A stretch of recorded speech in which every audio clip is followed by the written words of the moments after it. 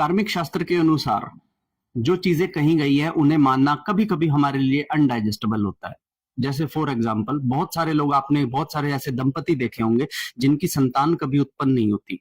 अब संतान उत्पन्न ना होने के कई सारे कार्मिक रीजंस कार्मिक शास्त्रों के अंदर बताए गए हैं। मैं आपको 3 चीजें बताता हूं कि जिन कपल्स की कभी संतानें उत्पन्न नहीं होती, इनके पीछे 3 कारण मुख्य रूप से मिले जाते हैं।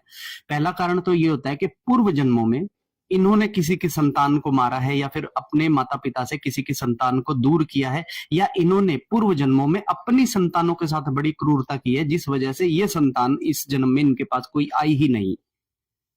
दूसरा कारण, संतान कई बार उन दंपति के भी उत्पन्न नहीं होती जो दंपति पूजा पाठ के अंदर इस लोक को छोड़कर, मतलब इस अर्थ को छोड़कर दूसरे लोकों के अंदर अगले जन्मों को जाने वाले हैं। तो यहां पे उनकी कोई कार्मिक रिदम्स नहीं रहेंगी, क्योंकि आप जिस संतान को पैदा करते हो, आपके डीएनए, आपके जीन्स उस संतान के ब्लड में हमेशा बहते रहते हैं। जैसे फॉर एग्जांपल, अगर आज आप मुझे देख रहे हैं तो मेरे परदादा के परदादा के परदादा का अंश भी आज मेरी बॉडी के अंदर है, और ये 100 सालों से भी अधिक का समय हो चुका है। उसके बावजूद भी मेरे जो पूर्वजों के अंश है वो आज भी जीवित अवस्था के अंदर मेरे अंदर दौड़ते हैं। इसी तरह से आपके अंदर भी दौड़ते हैं।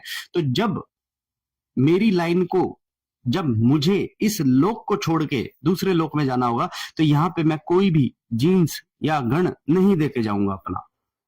और तीसरा जो सबसे बड़ा रीजन होता है, जिन दंपति के बच्चे नहीं होते, कुछ लोग अपने कर्मों की एक ऐसे पार्ट को चुकाने आए हुए हैं जहां पर यदि उनके दंपति के बच्चे हो जाएं तो उनका सारा ध्यान उनके बच्चों में चला जाएगा, लेकिन उन्हें ये श्रम कहीं और देना है।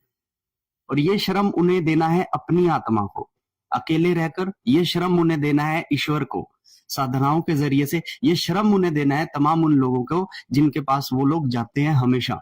बहुत सारे मेडिकल चेकअप करवा लिए, बहुत सारे बाबाओं से झाड़ा करवा लिया, लेकिन उसके बाद भी ये सुख नहीं मिल रहा, क्योंकि ये जीवन उनकी केवल एक देयता मात्र है। ऐसे में कई लोगों की संतानें वो नहीं उत्पन्न हुआ करती हैं। लेकिन ये अभिशाप है या वरदान, ये आपके ऊपर निर्भर करता है। बहुत सारे लोग इसे अभिशाप मानते हैं, लेकिन मैं इसे वरदान मानता हूं। तो आपका इसके बारे में क्या कहना है, मुझे कमेंट कर बताएं। हर हर महादेव।